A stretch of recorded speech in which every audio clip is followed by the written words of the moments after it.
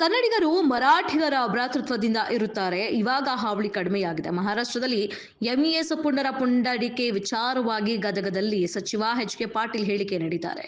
ಶಿವರಾತ್ರಿ ಜಾಗರಣೆ ಹೋದ್ರು ರಾಜಕೀಯ ಅಂತೀರಿ. ಶಿವರಾತ್ರಿ ಜಾಗರಣೆ ಹೋಗಿದ್ದಾರೆ, ಯಾರಿಗೂ ಟಕ್ಕರ್ ಕೊಡೋದಕ್ಕಲ್ಲ, ಗುರುಗಳ ಮಧ್ಯದಲ್ಲಿ ಹೋಗಿದ್ದಾರೆ. ತಪ್ಪು ಕಲ್ಪನೆ ಮಾಡಿಕೊಳ್ಳುವುದು ಸೂಕ್ತವಲ್ಲ. ಕೇಂದ್ರ ಸಚಿವ ಗೃಹ ಸಚಿವರನ್ನ ಡಿಸಿಎಂ ಭೇಟಿಯಾಗಿರಬಹುದು, ಭೇಟಿಯಾಗುವುದು ಸಹಜ ಎಂದು ಸಚಿವ ಎಚ್.ಕೆ. ಪಾಟೀಲ್ ಹೇಳಿದ್ದಾರೆ. ಜಾಗರಣೆಗೆ ಹೋಗಿದ್ದಾರೆ ಅವರು, ಶಿವಕುಮಾರ್ ಅವರು.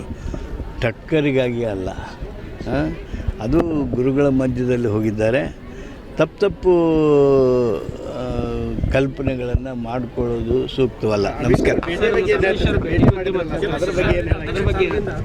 ಗೃಹ ಸಚಿವರು ಶಿವಕುಮಾರ್ ಅವರು ಉಪಮುಖ್ಯಮಂತ್ರಿಗಳು ಭೇಟಿಯಾಗಿರ್ಬೋದು. ಭೇಟಿಯಾಗೋದೇನು ಸಹಜ.